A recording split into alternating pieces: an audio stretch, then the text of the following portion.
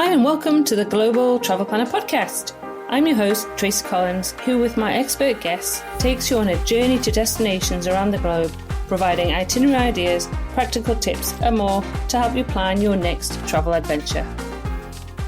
Hi, in this week's episode of the Global Travel Planner Podcast, our focus is on the Southeast Asian country of Vietnam. If you are planning or considering a visit to Vietnam, I'm sure you will have a myriad of questions and things you'd like to know before you visit. In this episode, I get the lowdown on visiting Vietnam from travel experts Ros and Alan Cuthbertson from frequenttraveller.com.au and stepintovietnam.com. Who were actually in Vietnam when we recorded this episode. I started the chat with Ros and Alan by asking them to introduce themselves, share a little bit about their background, love of travel and Vietnam, before delving into essential tips and info to know for first-time visitors to Vietnam. I'm Ros. I'm Alan. And we're from Bundaberg, Australia. And we started travelling about 2015.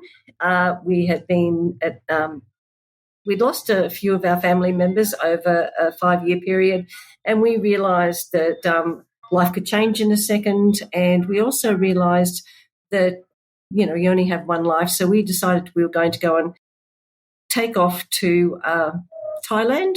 And first off, we thought we might retire there.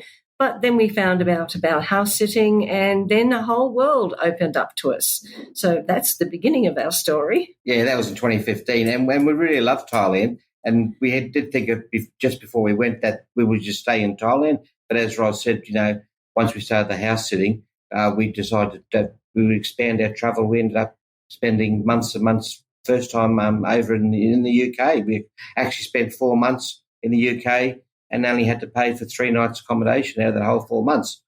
The rest of it was all with house sitting, and that led to bigger and better house sits. And it also changed. We also went off in different directions in travel. And during that time, we decided that we had a lot of people asking us, oh, how do you do that? How do you do that? So we started our website, Frequent Traveller, and started documenting our travels. And that's where we've gone from there. Yeah, it's grown. It's grown, which has been very good. And we've met so many new people. Where we used to live, we had a circle of friends, but we've now expanded that to another circle of friends worldwide. And with the website, you get so many opportunities to meet other companies and other people, and we go to conferences and what have you. And so that worked well until the world changed in 2020, and we came back to our home country of Australia. And from there, we thought, well, we're not really ready to stop. We weren't really in a position that we could just stop because we had our place previously rented out. So we decided to start travelling around Australia. So that's where we started our second website, Road Trip Australia. And then we've been slowly building that up over the last couple of years. And now we started a third website.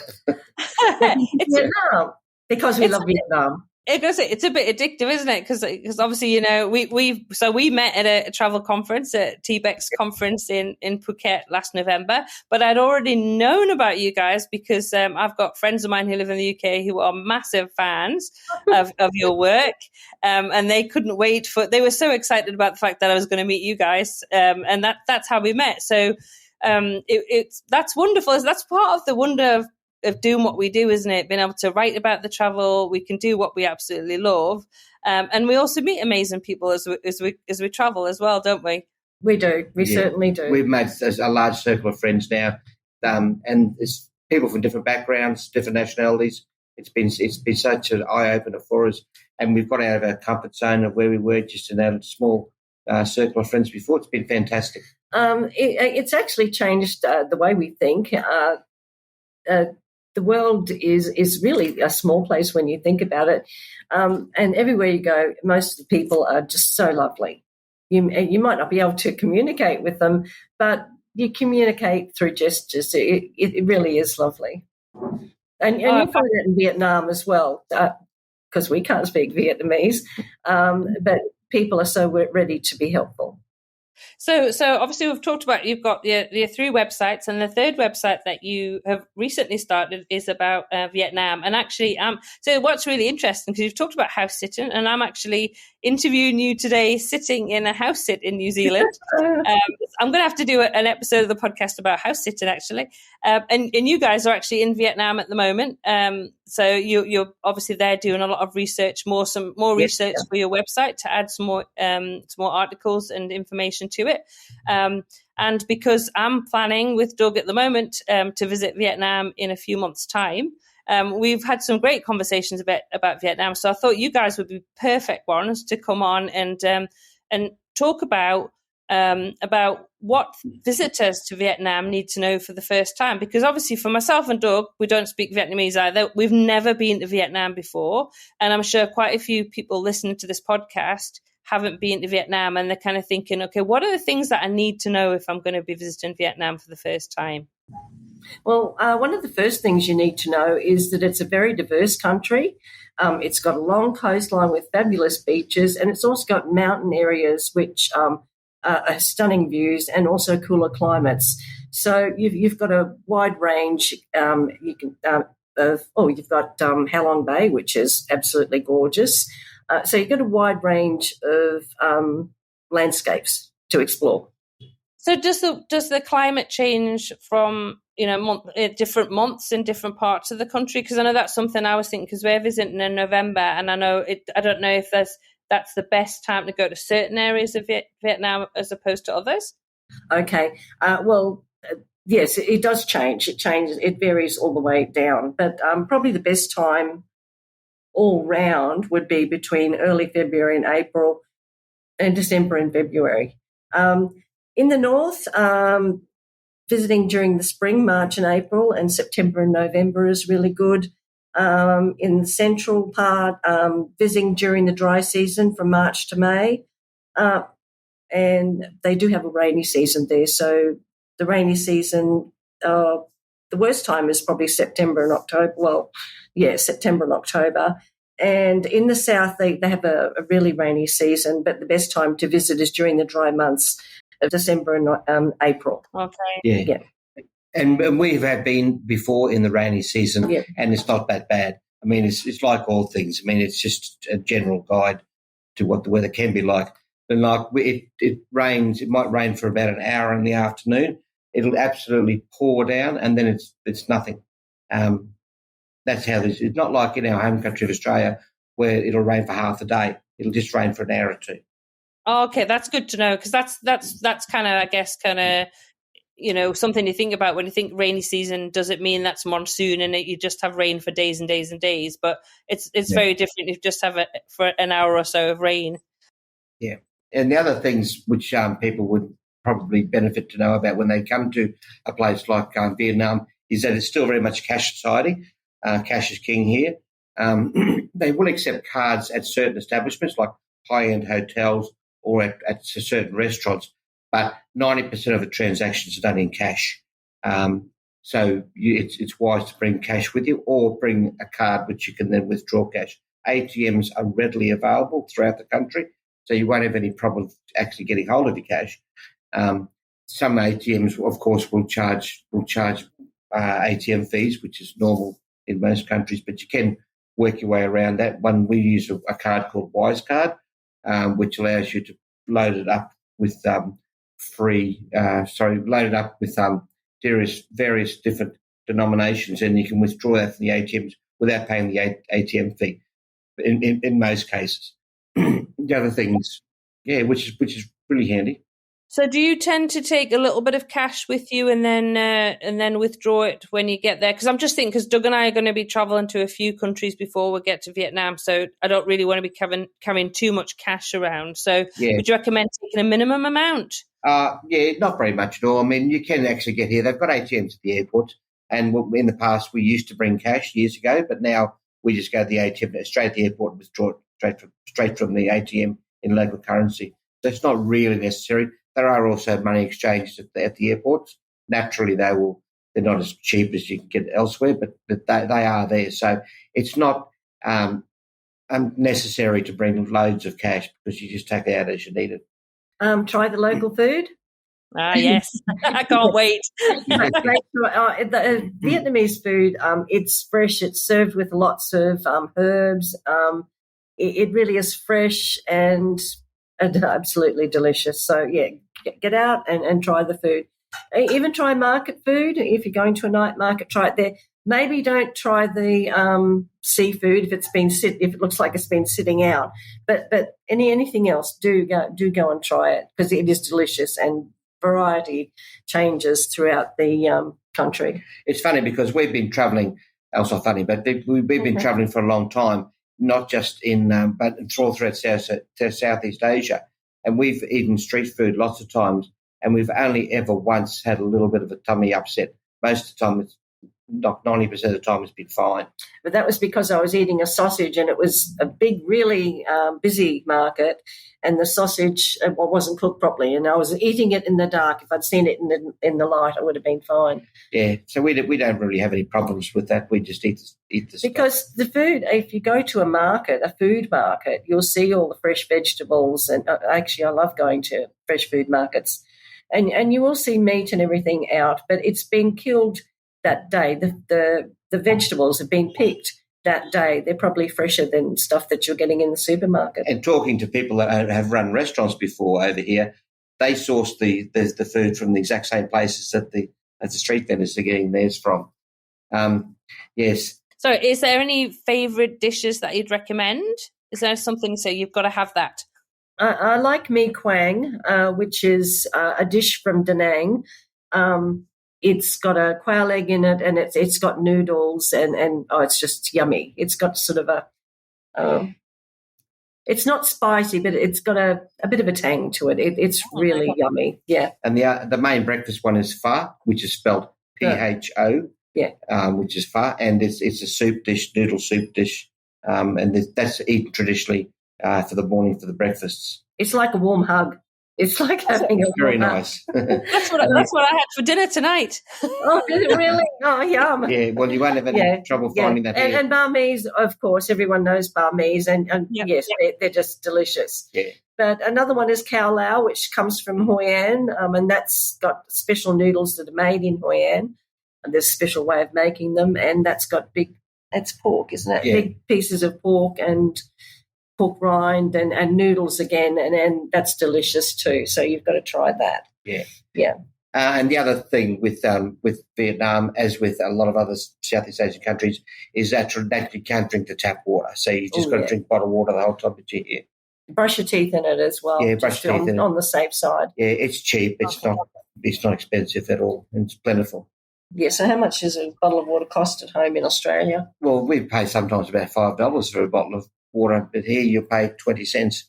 You know, it's so cheap. So, and traffic, I suppose we've got to talk about the traffic. It's a bit daunting when you first land, but just remember that crossings aren't like crossings at home. They don't stop for you, but still use them. Just keep an eye on the traffic as you walk out, step out. The motorbikes normally go around you. Do watch the cars, though. They can't be trusted. If a car beeps you, stop, because they're not going to stop for you.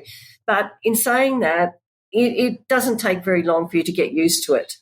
Yeah. But also be aware that they ride the bikes up onto the pavement too. So keep your eyes open. Yes, and they drive on the right-hand side of the road, but it's not uncommon to see one scooting up on the wrong side of the road.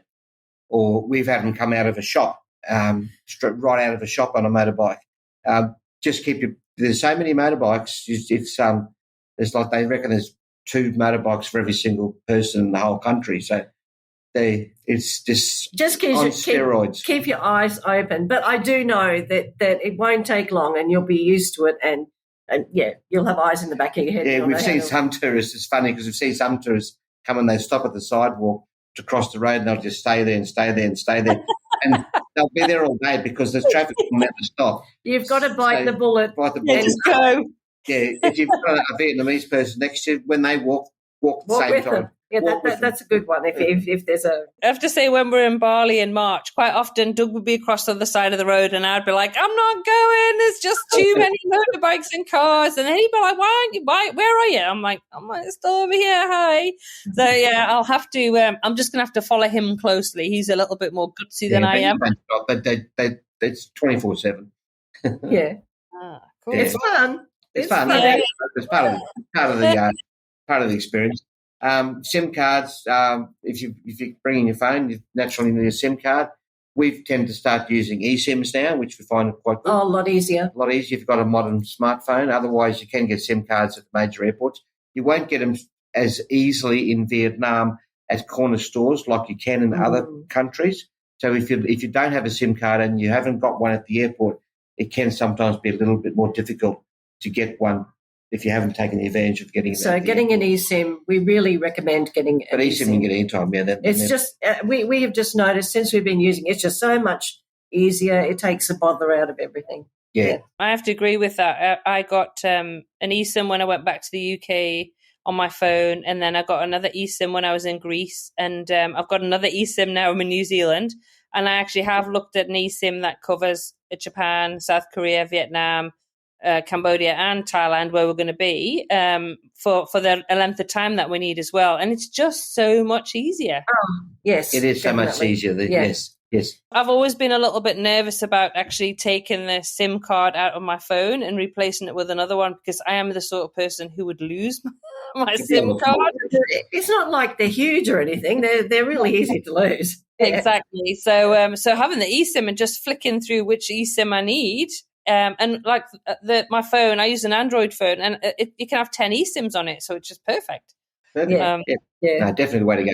And the other thing too, of course, is load up your phone with some apps like a virtual private network, a VPN. We highly recommend that when using public Wi-Fi, of course. Yeah, absolutely. Google Maps, download Google Maps. Yeah, you can download Google Maps, which is good if you don't have any reception. And with the other thing we use more and more now is Google Translate. That's got much better over the last few years. And we have found that it's being used quite a lot, even since last time we came. Yeah, even the local Vietnamese would use it. So it's a lot easier. Made it a lot easier. Yeah, you can talk into a little Google Maps, Google Translate. Are there any other apps that you would suggest that I should get on my phone before I arrive? The XE currency converter is always handy. Yep. Yes, definitely for the currency. Yeah, that's probably the main apps, I'd say. And the Grab taxi app, they don't use Uber here, they use Grab as they do in Asia, other places. That's very good. So that's a definite. They're the main ones. Yeah. Okay, perfect. So have you got any other suggestions, anything else that you can think of that first-time visitors need to know? If they're taking the train in Vietnam, we would probably suggest booking that in advance if you want a 2-sleeper cabin, because they do fill up the popular routes. Yes, they really do. We travelled from Hanoi to Hue, and we would have liked to have had a 2-berth, but yes, it was booked out months beforehand. So get in early. Yeah, you can still use the other 4-berth ones. If you it was quite nice. It was lovely. Oh, yeah. It was lovely being in the 4-berth, but it would have been nice to have had the 2-berth. Yeah. Getting around in Vietnam, flying is very cost effective. There's quite a few to choose from, and it is often cheaper than going by bus and things like that, and a lot quicker, of course. Yeah, it would be cheaper than getting a train, a sleeper train. Yeah. But another thing too, if you're in a hurry, it's just easier to take to fly. They're not expensive flights. I think, following your advice, because we had a chat about my our itinerary when I was designing it. So we're going to be we're actually taking the train, and I did get the 2-berths, so I'm very excited about that. I can't wait to hear all about it.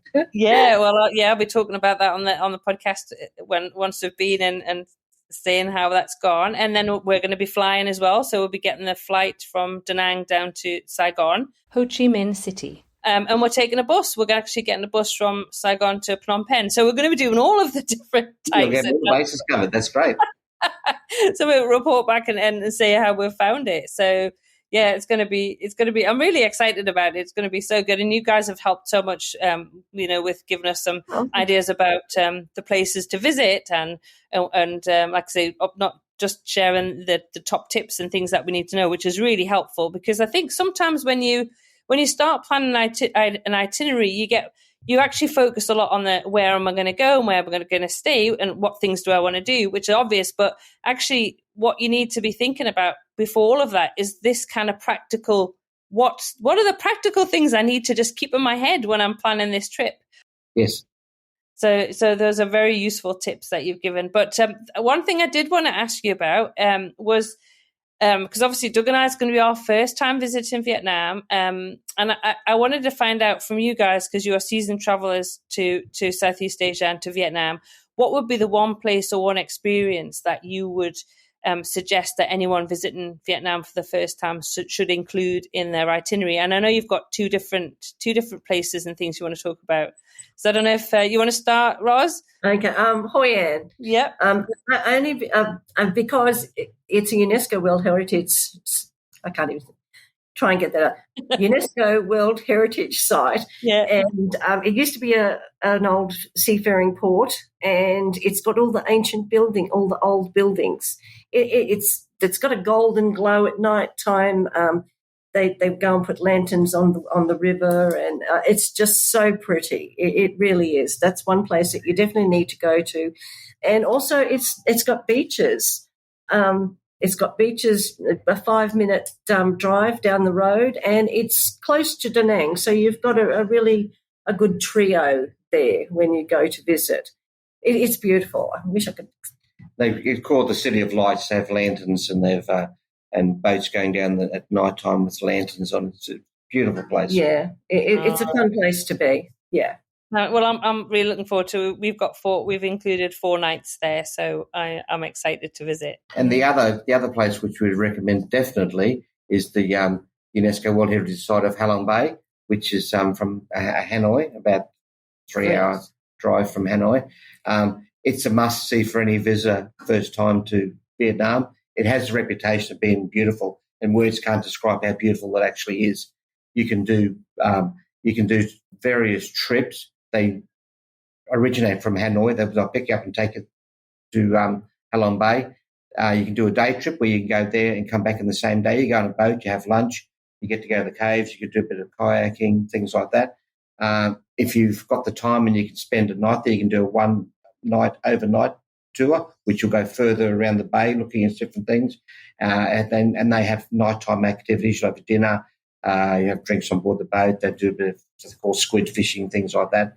And then the other one is like a 2-night one, which takes you even deeper around the bay because it's very, very big. There's thousands of islands, apparently. It's so huge.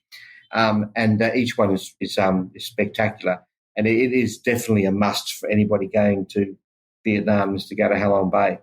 We've done it twice. We've gone on the day trip one, which was well worth it. If you're strapped for time, doing the day trip one will do. You'll see quite a bit. And we also had the overnight one. And waking up in the morning to Halong Bay was just unbelievable. Yeah, and the food's very good, and they have little boats coming up to sell you wares as you're floating around, and you can be as adventurous or not adventurous as you want to be. You know what I mean? If you want to go swimming and snorkeling, you can, and you want to go kayaking and exploring caves, you can. Or if you just want to sit on the boat and relax with a drink, watching the sun go down, that's fine too. Yeah. It sounds perfect. Sounds absolutely perfect. I'm very excited about going to visit. You guys are definitely getting me really. I'm just looking forward to it so much. So good. And obviously, so how much longer are you going to be in Vietnam now? Next few weeks or? It's under 2 weeks now. So we're coming to the end of it. Unfortunately, about a week and a half. Yeah. Sad to leave again. But, we're in a place called Can Tha. I can't say pronunciation's really hard. Yeah, Can Tha, I think. Yeah, it's on the Mekong Delta. It's a few hours below Ho Chi Minh City. Where we're staying, we look out over the Mekong Delta. Oh wow! And there's boats going past, and little boats, big boats. Oh yeah, it's magnificent. Yeah, beautiful. Well, we'll have to have you on a podcast, a future episode of the podcast, to talk about your itinerary and where you've been on this trip. And okay. That would be really good. But for this episode, I just want to thank you both so much for agreeing to come on and talk about Vietnam. Obviously, in the show notes, I'm going to link to your website, and if you've got any photos that we can put in, we'll put those in the show notes as well. So listeners, you can go and take a look at Roz and Alan, and I'll put some links onto their websites and to their social media. So pop along on Instagram and give them a follow. And I know you guys are on YouTube as well. So pop along and follow along with them and find out more about Vietnam. So thanks so much for coming on. Thank you very much for having us, Tracy. Thanks, Tracy. Appreciate that. You can find this week's show notes at tracystravelsintime.com/episode 4, which includes links to Roz and Alan's websites, frequenttraveler.com.au and stepintovietnam.com.